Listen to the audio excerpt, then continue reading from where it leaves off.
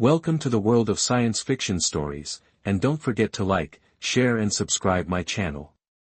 Enjoy the listening. Blackened Farewell Oath, the deadliest upgrade in galactic history. Captain Jack Miller stood at the viewport, staring at his new assignment.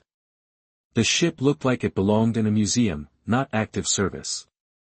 The HSS Perseverance was small compared to modern Alliance vessels, it was patched in dozens of places, and the once proud name was barely visible under layers of space dust and corrosion. "They call it the Pebble," said Admiral Banks, not bothering to hide his smirk, fitting for a captain who thinks rules are just suggestions. Jack had nothing to say. 6 months ago, he had disobeyed direct orders to abandon a civilian colony under attack. His actions saved 2,000 lives but cost the Alliance an expensive warship. The military court had two options: kick him out or demote him to the worst assignment possible. The Perseverance was that punishment. "Your crew arrives tomorrow," Banks continued. "They're as problematic as you. Consider this your last chance, serve quietly, follow orders, and maybe in 10 years we'll talk about a transfer." After Banks left, Jack walked the empty corridors of his new command. The air smelled stale and lights flickered. When he reached the bridge, half the control panels were dark. "This is worse than the report, dead," he muttered. "You can say that again," came a voice from behind him. Jack turned to see a tall woman with short red hair carrying a toolkit. She wore an engineer's uniform with the name Reynolds on it. "Sam Reynolds, chief engineer, or, I guess, I am now," she said without offering a handshake. "I came early to see what I'm working with." "It's not good, you weren't supposed to arrive until tomorrow." Jack replied, "I punched my commander when he ordered me to certify a ship safe. That would have killed everyone on board." "That would have killed everyone on board," she repeated. "At least this one's only mostly dead." By morning, the rest of the crew had arrived: Kate Wilson, tactical officer who had publicly questioned a popular admiral's battle strategy, Dr. Thomas Reed, who had tested experimental treatments without approval, and Alex Green, communication specialist caught hacking Alliance databases just to see if I could. 5 people to run a ship, no less. Crewed by 25 careers the Alliance wanted to forget, Sam added. "Welcome to the Pebble," Jack told them as they gathered on the bridge. "This ship and this assignment are meant to be our punishment.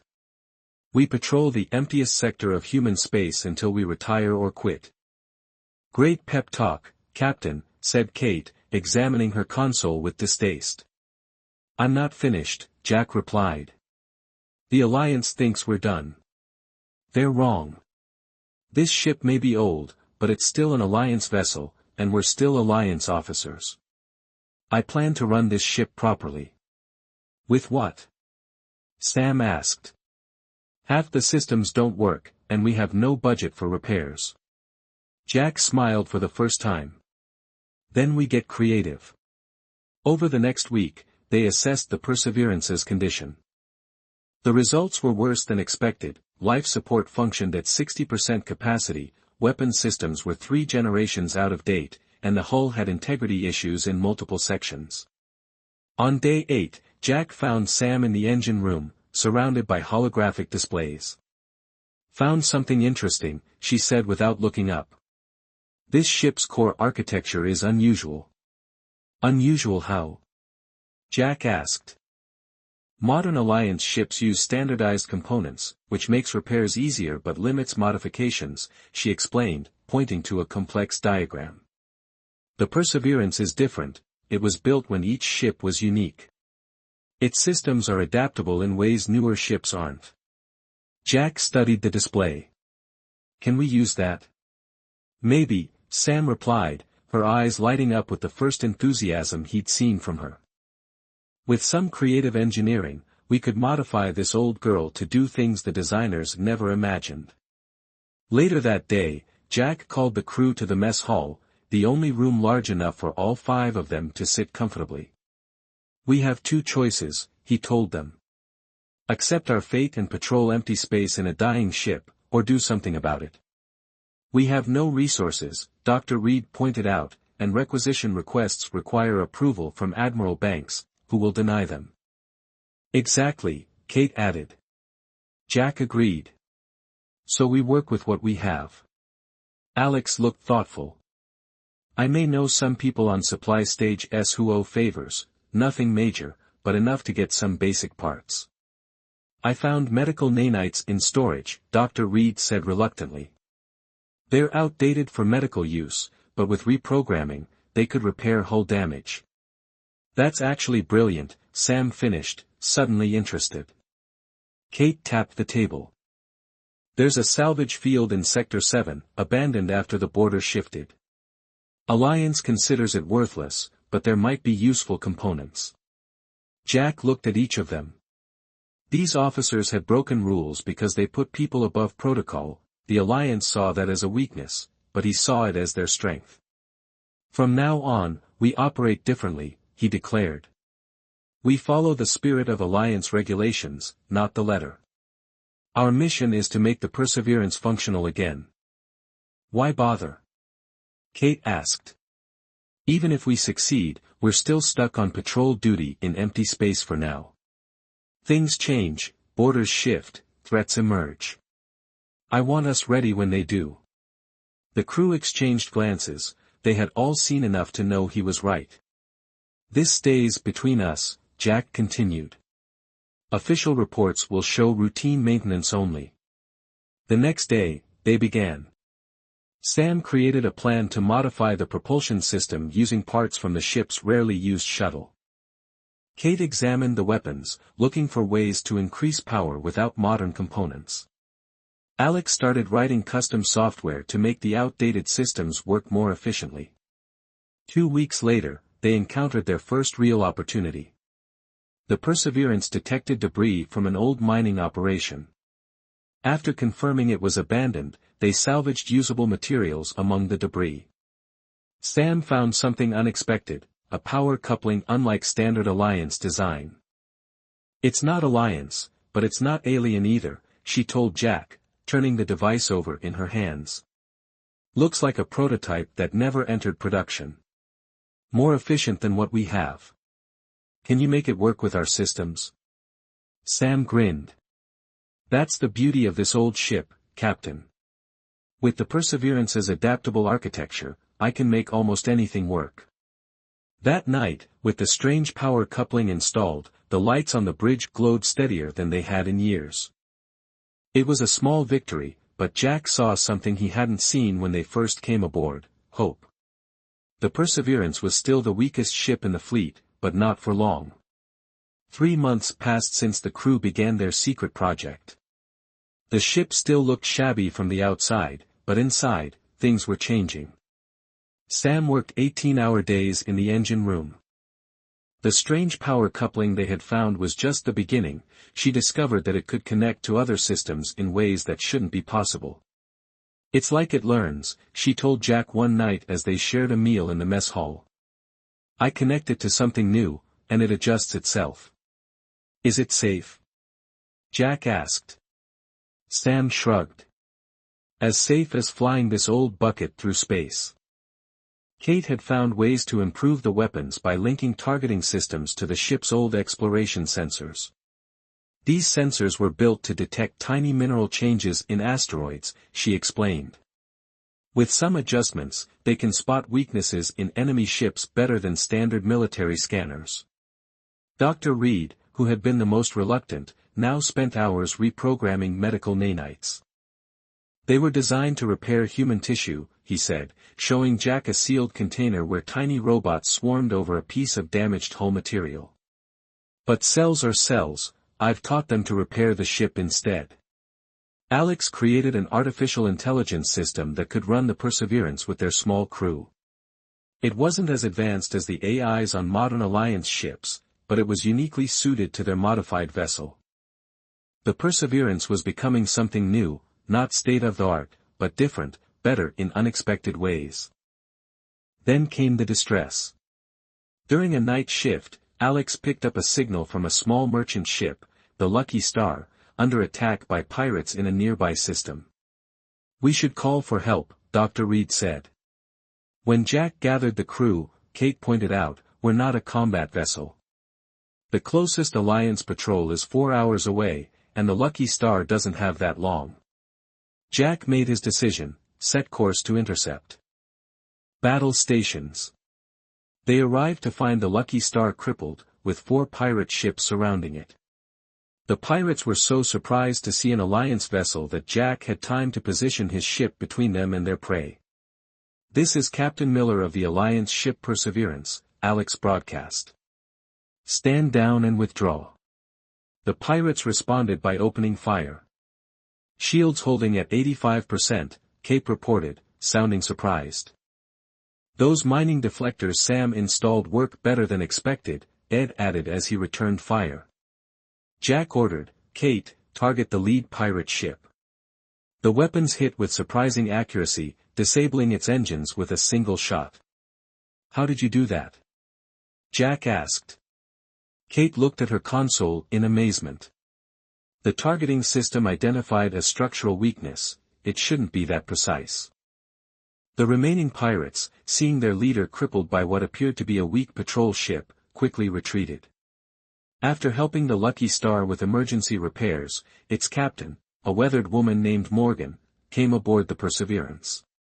"This isn't a standard Alliance vessel," she said, looking around the bridge with knowing eyes. "You've made improvements." Jack tensed.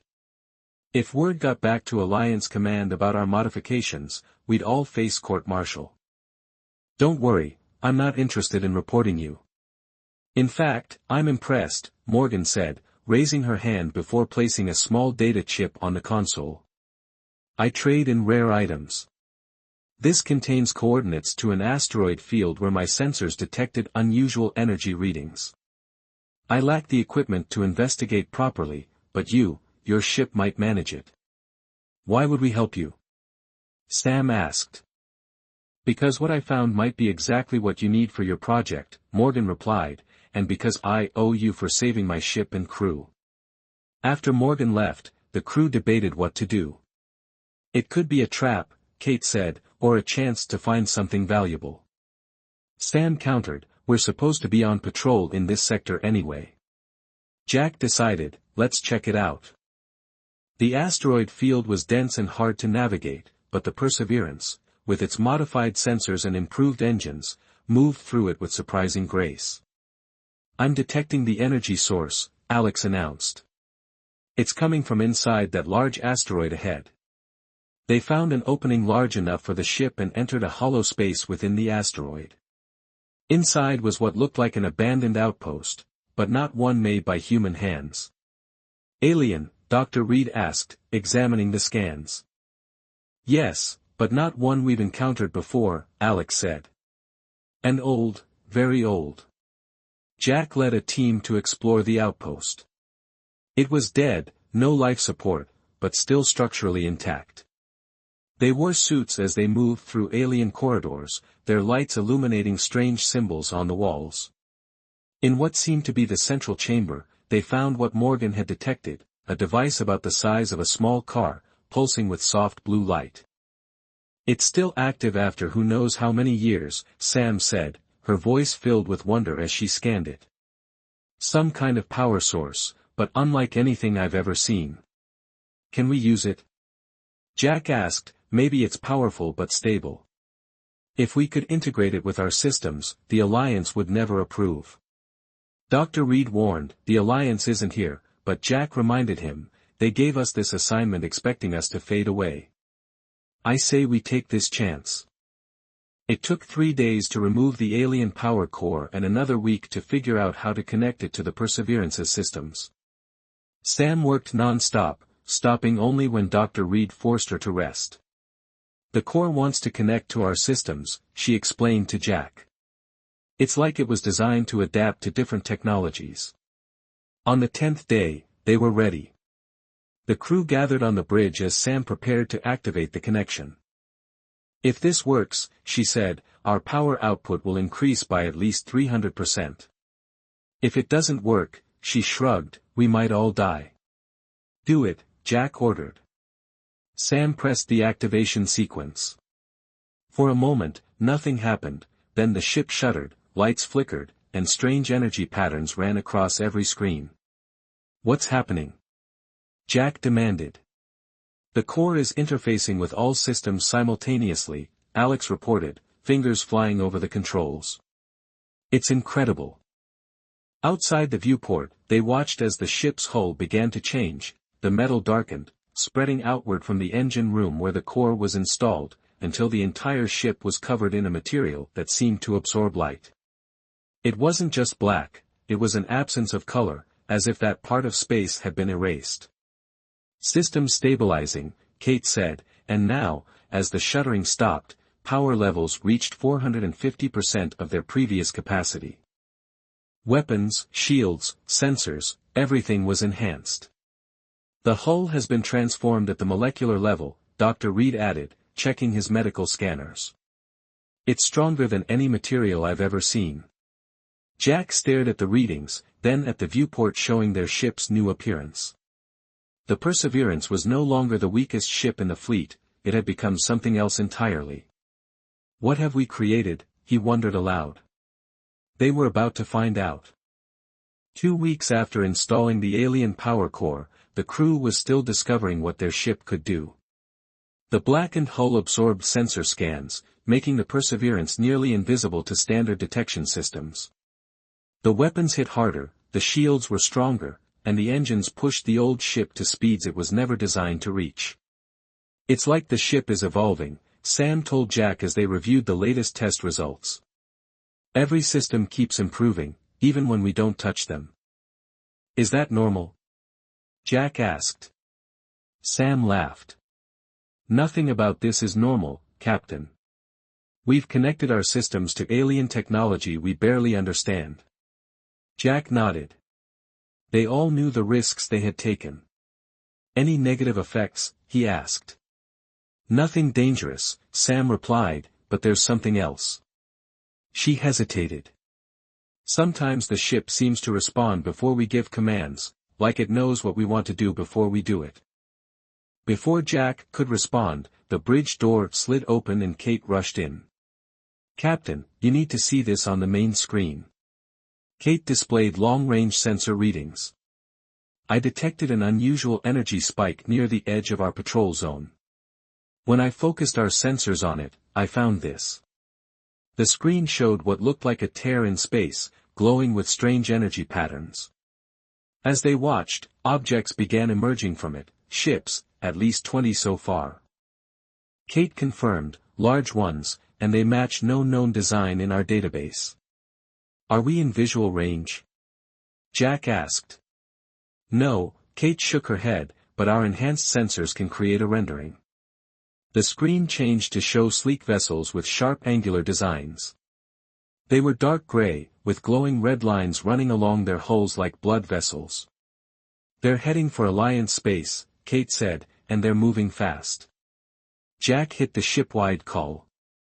"All hands to the bridge, emergency stations." Within minutes, the entire crew had assembled.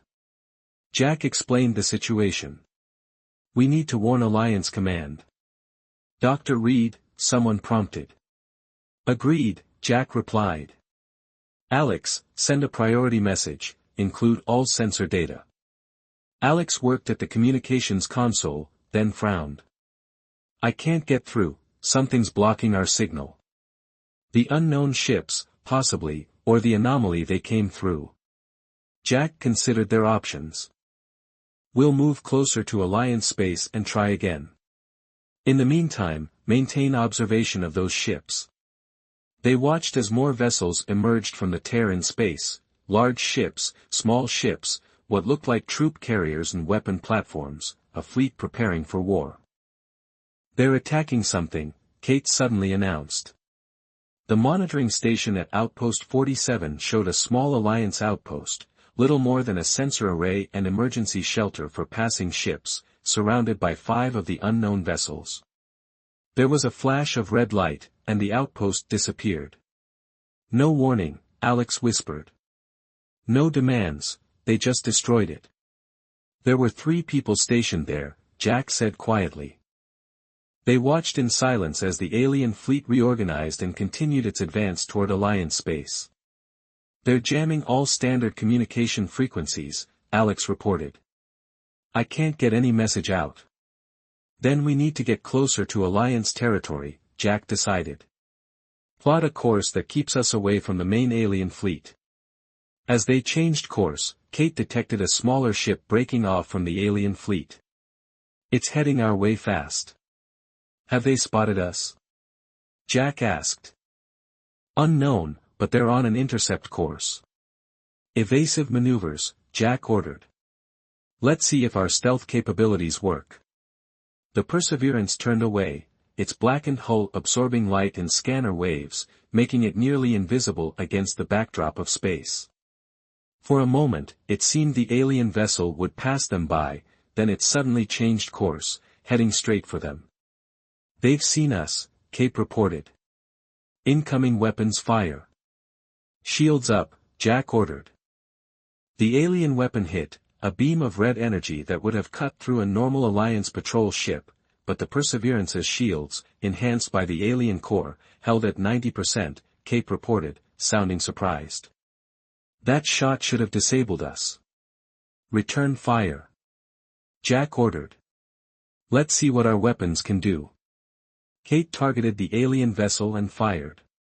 The Perseverance's modified weapons struck with precision, hitting what appeared to be the alien ship's engine. The effect was immediate and dramatic. The alien vessel spun out of control, its propulsion system disabled, Kate announced. Their engines were down. Jack saw an opportunity. "Can we capture that ship? We need information about what we're facing." Sam studied her console. "We might be able to use the medical nanites to cut through their hull and create an entry point." "Do it," Jack ordered. "Kate, Alex, with me, Dr. Reed, prepare the medical bay in case we find injured aliens." 20 minutes later, Jack led a boarding team onto the alien vessel. The inside was as angular as the outside, with corridors lit by the same red glow that lined the hull. They moved carefully, weapons ready.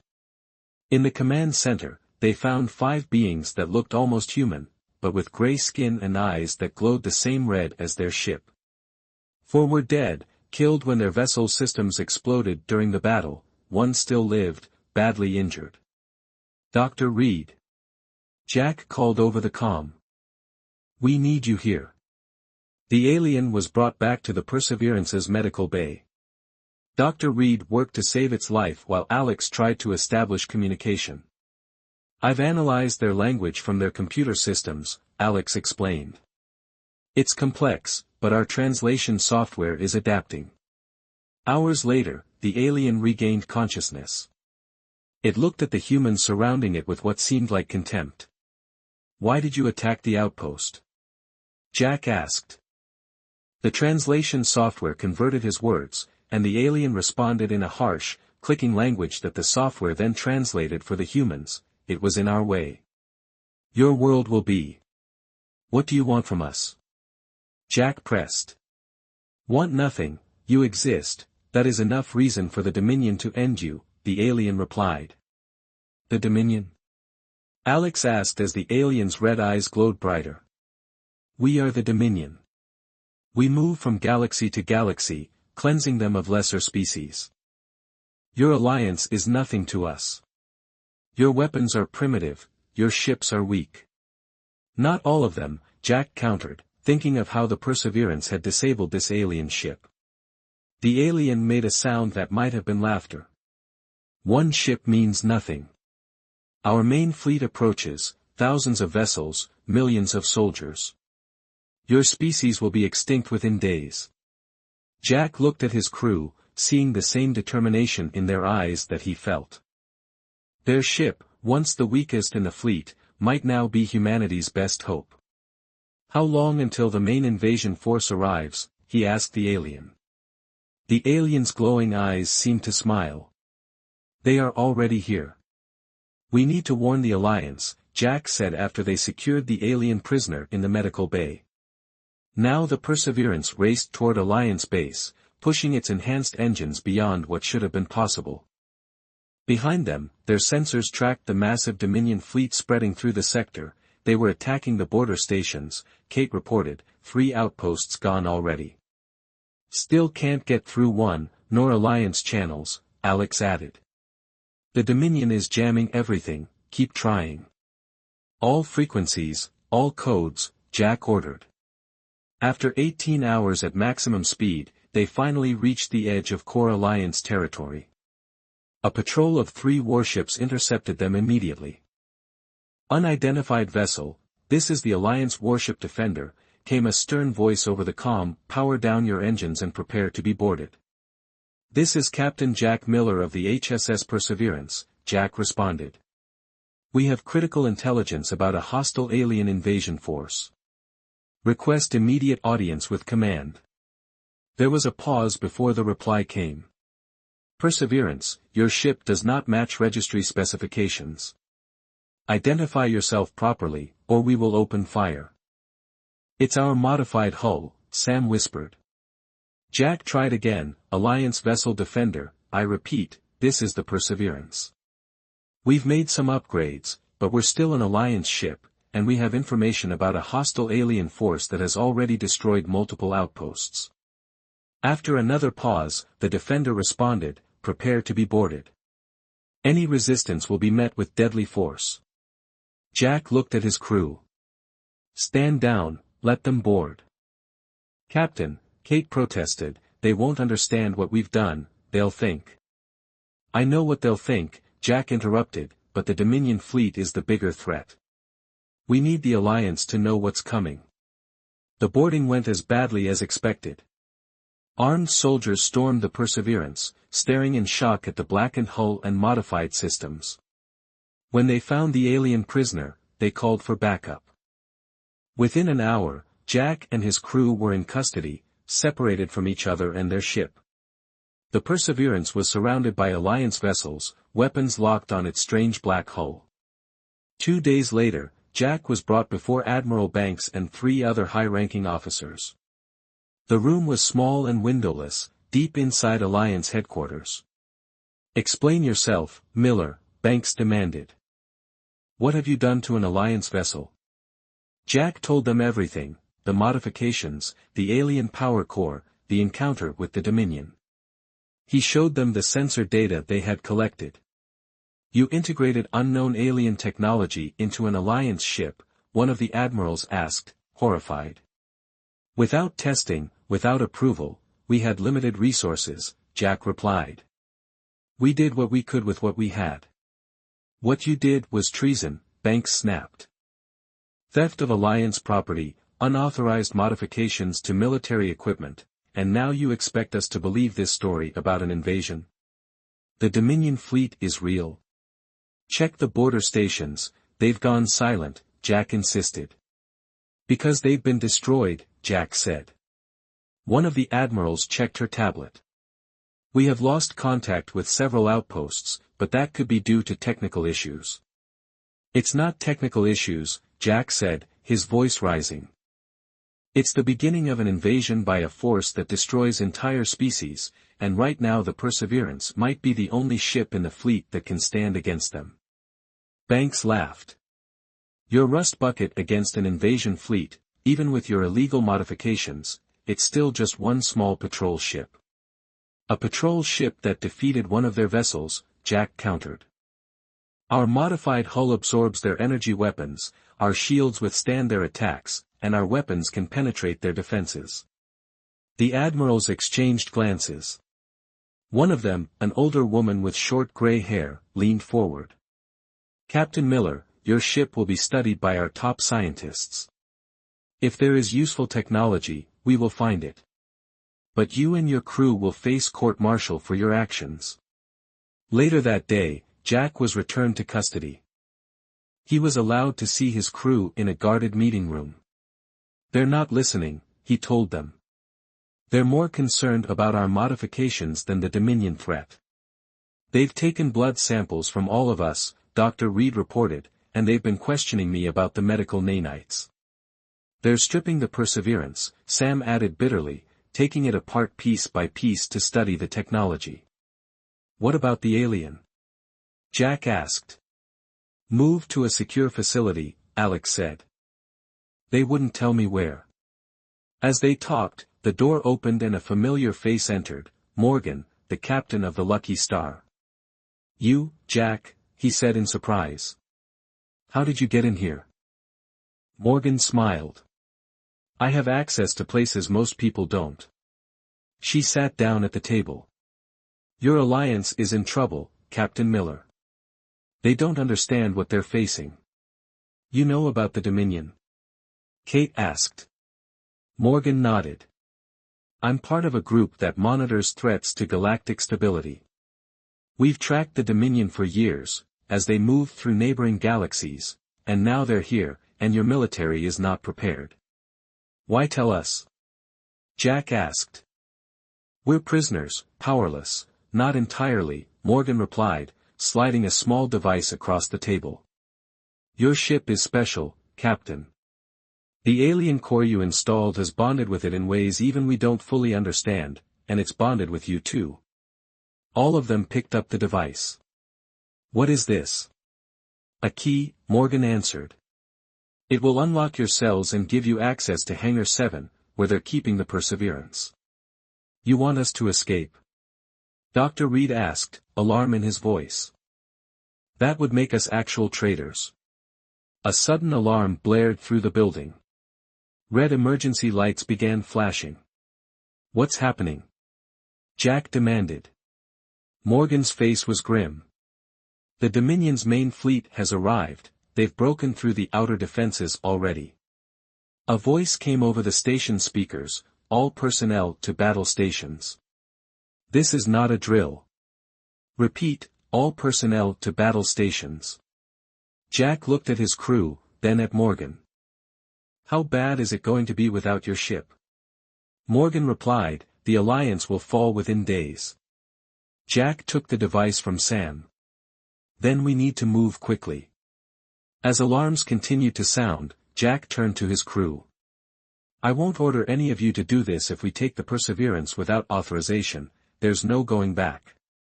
We'll be fugitives. If we don't, Kate said, there might not be an alliance to return to. One by one, the crew nodded in agreement.